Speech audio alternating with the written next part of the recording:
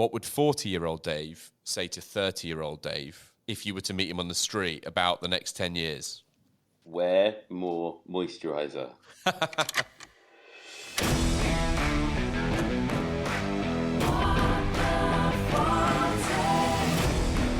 Welcome to What the 40 Pod with me, Rich Rust. I couldn't be happier to be talking to today's guest. He is without doubt one of the most indefatigable human beings I know, a true powerhouse of energy, creativity and talent. He also happens to be my absolute bezer, Mr. Dave Coulson.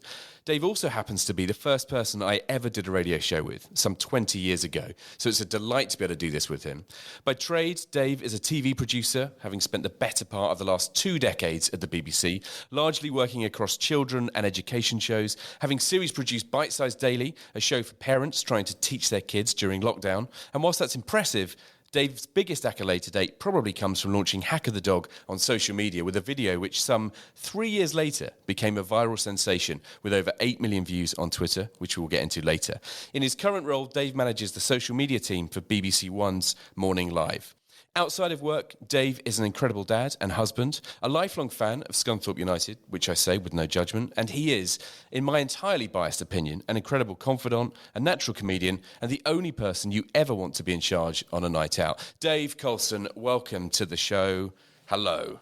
What an intro. It's quite funny when you said an incredible dad and husband. It kind of made it sound to you, which I'd be happy to be both. I know what you're saying. I did think about saying he's an incredible dad to me, but you are both of those things. It's entirely deserved. So, mate, let's get into it. First of all, because it is impending, how are you spending the last few weeks of being 39? Because you're looking down the barrel of 40. Well, I mean, it only really came to me just then when you were talking about and when I was reading your briefing for this podcast, because I did that. I read the briefing like a good boy. It's interesting because it was over 20 years ago, our first radio show, and that's starting to blow my mind when memories double, over half of my lifetime ago. That's a bit mad. That's so true. It's really weird. I had a thing the other day. I was like, I'm probably mid-career, 20 years into your career. It's like halfway through. That's such a weird... I've never really thought about that before. I've not thought about that until you've just said that, and that's really, really mad. But although I'm planning on retiring about 41. What are you going to do in the next year to earn all that cash? Well, I'll get someone else to do my work. Anyway, but yeah, it's interesting. I think it was possibly, is it 23 years ago that we did our first radio show, and I've got actual audio evidence of that first radio show. Here it is. Richie, play that tune. Oh, Rich. and you were a Geordie then as well. I was. In all seriousness, I think I've still got some mini discs lying around of that audio back then. It was mini discs, right, that we would have used, I think. I think that absolutely shows just how long ago it was. Mini discs were never even popular, were they? I think they had a lifespan of about 3 years. I was going to say, they kind of came out of nowhere. People never really caught on apart from in radio stations, and then they were banished, a bit like a, kind of Betamax. They were just like, no, nobody's ever going to use them. Exactly. You could pinpoint the exact year we did our radio show just by saying we used mini discs. No, that is unfortunately a reality of turning 40. So on that note... Oh, yes. Sorry. Yeah. So how am I spending the last few weeks of being 39? Yeah. Crying. Understandable. Well, it's quite interesting because obviously, loads of my mates, including your good self, have had 40th birthday parties. So I've been spending a lot of 39 out on the lash, which is not exactly an indictment of being 39. But yeah. It's one of those weird years where you kind of go, well, I sort of have to go to these, that you can't not when it's a 40th. It's like 30th, 40th. It's a big deal. Which brings me beautifully, by the way. You have arguably one of the most meticulously planned 40th birthday celebrations I've yet witnessed in terms of kind of reading about. And it also happens to be a brilliant way of raising money for charity. So tell me what you're planning. How's it all going to play out? Yeah, it's a bit OTT, isn't it? No, it's brilliant. So I'm putting on a charity football match. And by the way, I should just say before we carry on, I'm actually asking you because I have read what you've sent round, but there's a lot of stuff to go through. So I'm going to take some notes. Didn't bother looking at the invite, did you? So for a very small amount of money, I hired out Maxfield Town FC's ground.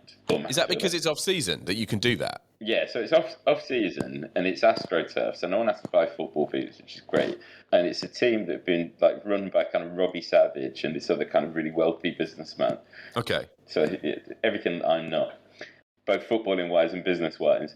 And essentially, so we've got that for a couple of hours. So I just thought there's a couple of charities really close to my heart. One is a charity which helps parents and kids who have really severe disabilities. Another is a hospice which looked after my wife's auntie in her last few days. So yes, yeah, so just a couple of things, big reasons to raise money, but also have a laugh at it. It's kind of like a supersized 5-year-old's birthday party. We've got an 11-a-side match. It's brilliant.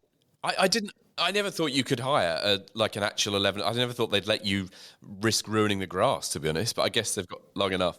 Well, that's it. That's because it's AstroTurf. There's no ruins, or you just get those little rubber bits in your trainers. And although I heard that there's other grounds which do have grass, but I think they probably lay the grass then in early July. I don't know. I'm not a groundsman, Richie. But then we got their little VIP area afterwards. We have a nice little party. But the hardest bit of being 40 and doing a party like this is finding 22 friends. I know.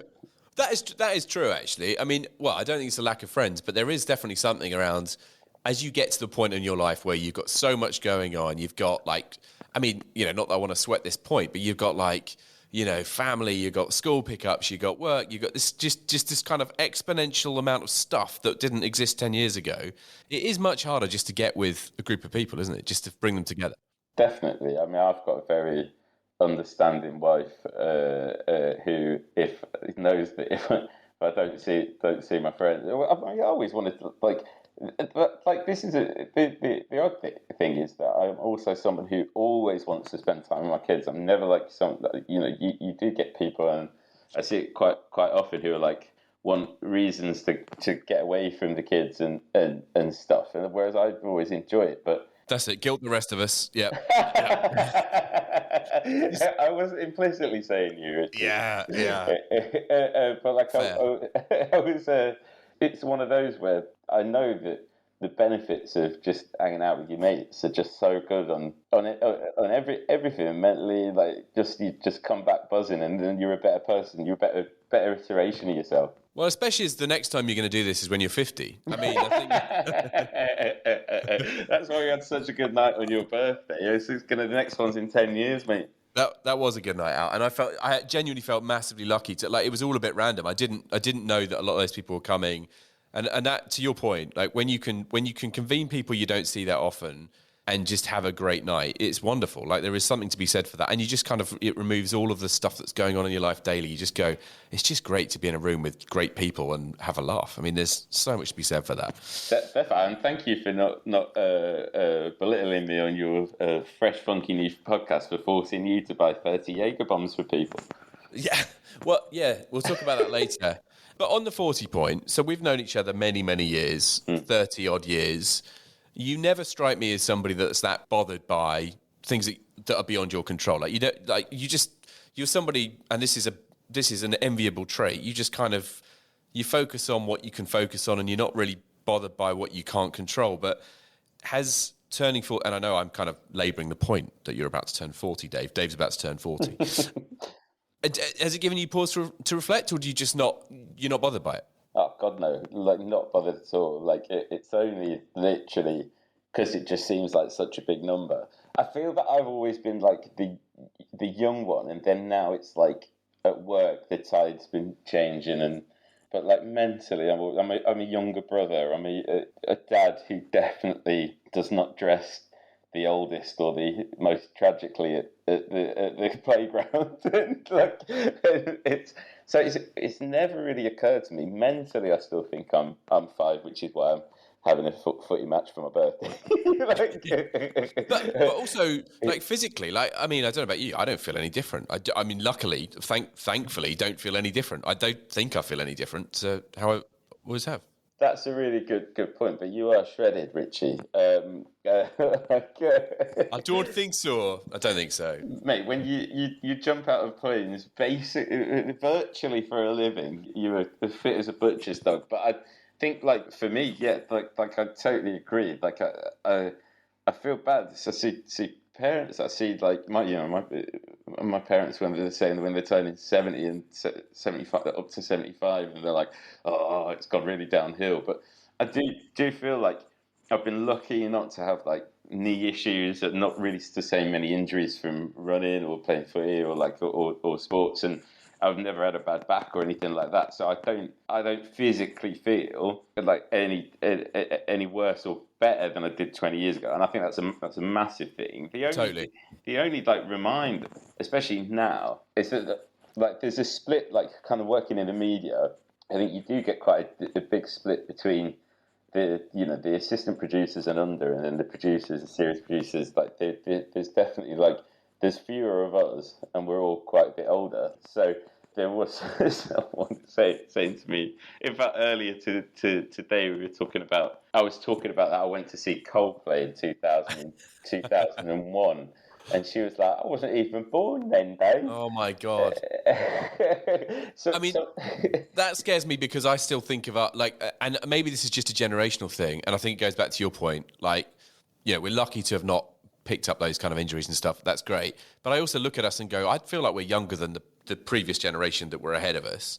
But it's when people say to you, oh, I wasn't born then, or I was only 3 then, you go, oh my God, like I am actually significantly older. I could actually be these people's parent and could actually have grandchildren. Definitely. I think everyone dresses a bit younger, don't they? Like I look back at pictures of my parents who like aren't by any means even now like they're certainly not the youngest looking for their age, but they're not the oldest looking. Definitely not. Like a similar age to my neighbours, and my neighbour. Actually, no, I won't say that. Mate, I'll take it out. Don't worry. This is just a chat. I'm going to edit this. You can say anything, and you'll also. I should just say, Dave, you'll get full editorial control over veto rights. No, I'll say I've got neighbours similar age, and they properly look 75. If you know what I mean. I know what you mean. I mean, I'm lucky. I look at my dad, and he is fit as a fiddle. I mean, he's 60. He's 65, and he's just amazing. I look at him, and I mean, that's partly because he's worked outside for the last 20 years, but he is truly like fit in the truest sense of the word. But yeah, it's amazing. I mean, I think that's great. But going back to the work point, and this is something that I wanted to pick up, kind of my flippant comment about mid-career. But your work ethic has been something that I've always admired, and you just have this passion and energy for what you do, which I think is wonderful. But do you feel as focused now as you always have? Do you still have the same energy and love for it? Has it changed over time? Do you have a different view on kind of how you approach work, or is it largely the same? Definitely. I've learned to get other people to do your work for you. well, no. I mean, in all seriousness, that is a part of becoming a leader, right? You know how to run teams and get the best out of people. Yeah, I've been like quite a big advocate of making sure I go and find like the newest kind of talent, and it's amazing. So there's one person that I found from kind of Salford Uni, his master's student, and I've had a good relationship with the professor there, probably lecturer. I have had a good relationship with the lecturer there, and he was like, this is the best person in our class, and a class of 65. He's absolutely incredible. Got him in, and he's absolutely smashing it at work, and it's a joy to work with him. And it's like so that you kind of like focus more on the kind of managerial side of things, but on the flip side, when you work in kind of children's TV, children's digital entertainment TV, it's just fun. If you can't have fun coming into work doing that, like what can you have fun with? I looked at my granddad was a steel worker. In fact, like all my extended family worked on the steel works apart from me and my brother. We're lazy, and it's like, and though he has fun memories and there's some really fun stories, that's like hard graft. And I feel like it kept my work ethic and kept my focus, and I genuinely think that I've never gone into work thinking, oh God, I've got to go into work today. In all that time, just because because I've been lucky enough to have got a career, maintained a career in something which is just really fun and it's hard. It's hard work, but it's not like it's not going to break your back. Probably why but I was going to say, Richard, probably why I'm still feeling fit as a fiddle. I was going to say my hands are still pretty soft. Like, to be fair, but that's a fair point, though. I mean, like we are fortunate. I think we are in a fortunate generation where we're able to be kind of information knowledge workers, as they would be termed, doing creative jobs or roles which don't require the physical element. And the downside of that, of course, is you have to kind of maintain your fitness outside, but it's not really not exactly a trade-off if you love what you do.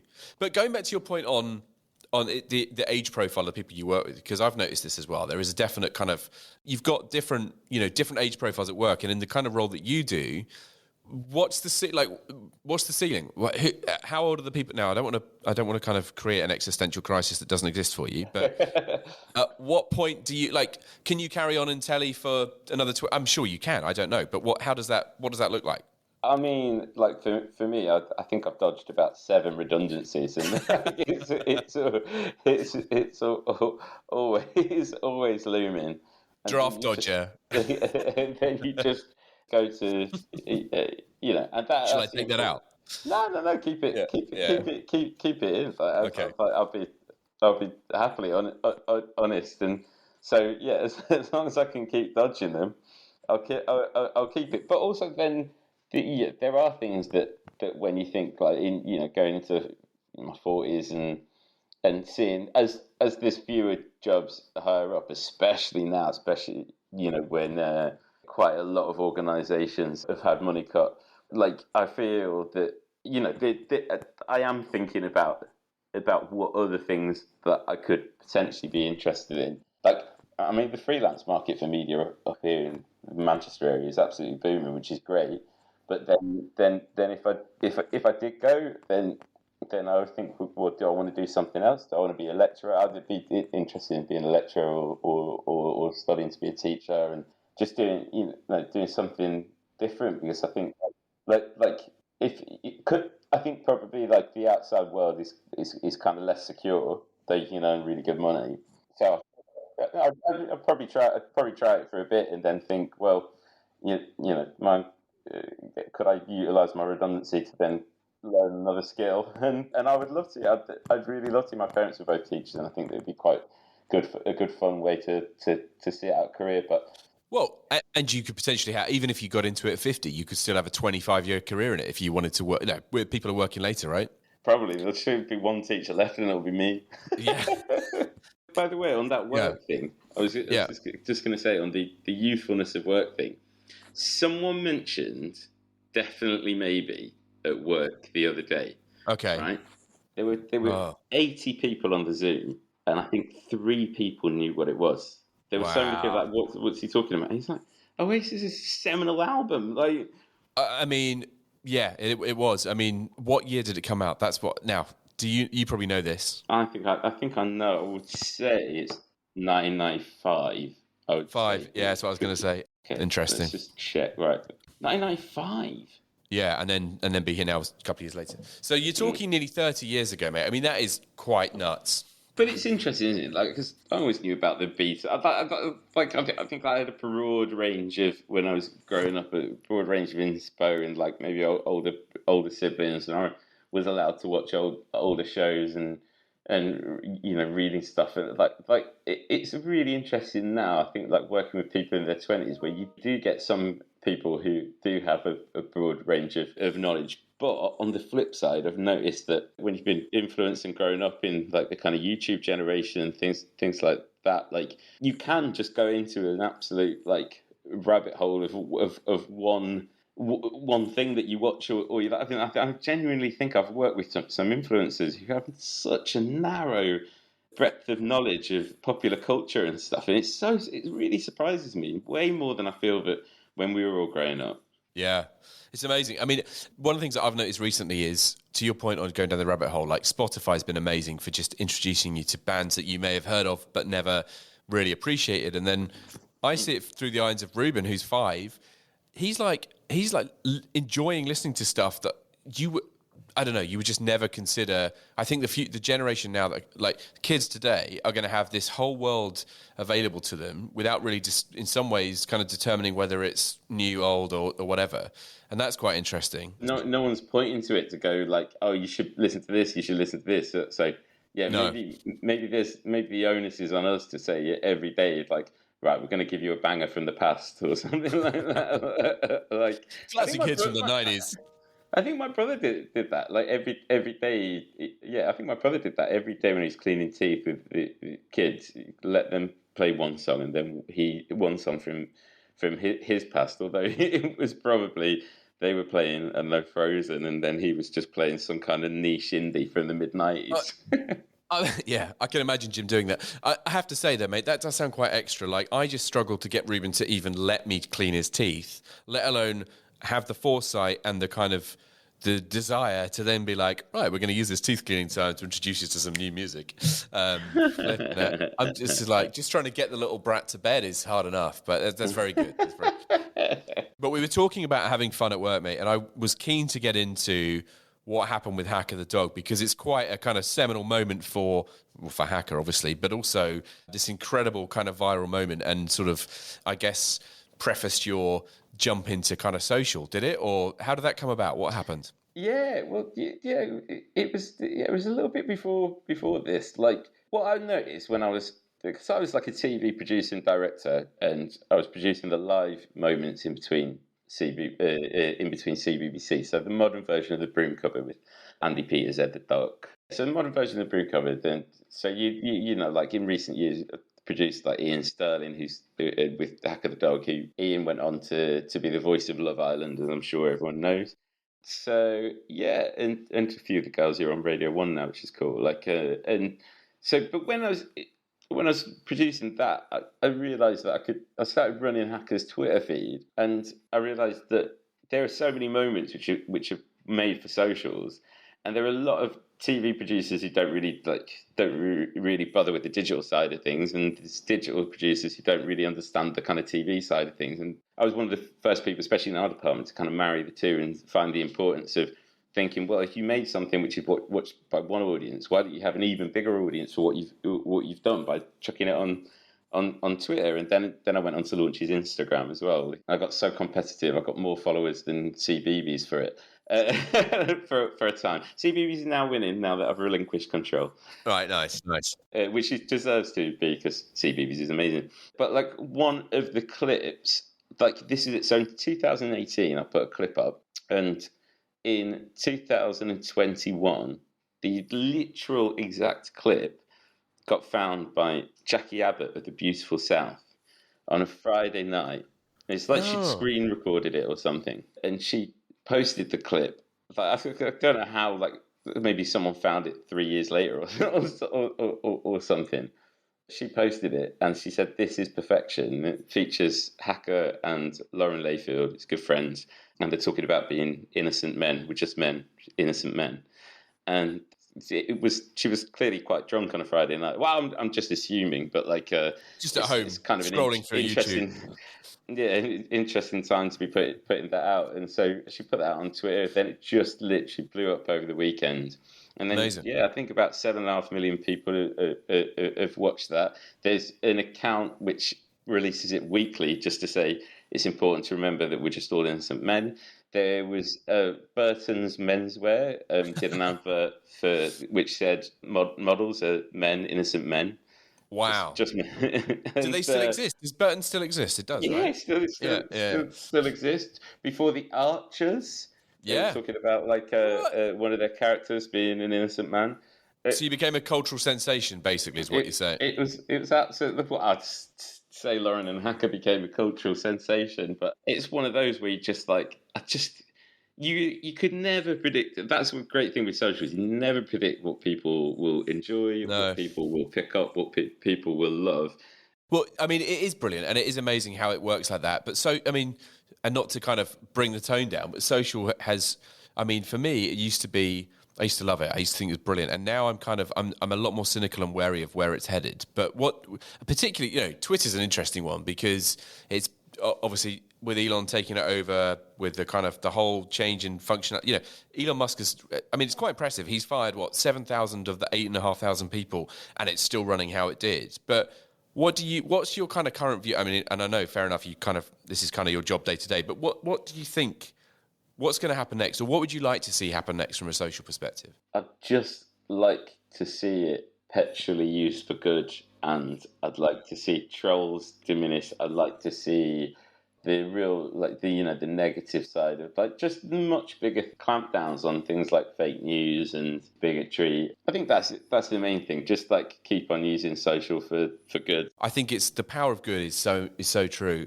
but I think there's something around just having a kind of a better version of, because Facebook used to be amazing. I think there's a version of that should exist for true kind of families and friends that doesn't include any of the other crap. So you're not being served these just nefarious, I don't know, anyway, we could get into that forever. And I'd like to know, what would 40-year-old Dave say to 30-year-old Dave if you were to meet him on the street about the next 10 years?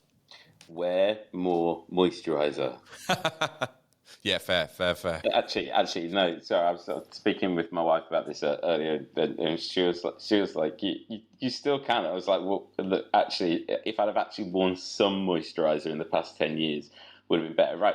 Mate, your skin looks lovely to me. I don't know what you're talking about. I know that this is a podcast, and obviously you can't see Rich in the flesh, but he has the smoothest head, right? There are silk pillows envious of how smooth Richie's hair because his moisturising routine is sensational. All lies. Parallels. All lies. But I did get some amazing Clarins for Men stuff for my 40th, and it is joy to put on every day. But look, mate, I'd love to know, I know you well, obviously, and I know the kind of things that you're interested in, but what do you look to, whether it's kind of, I don't know, do you listen to podcasts? Do you watch, where do you keep current, and where do you get your kind of inspirational thoughts from day to day?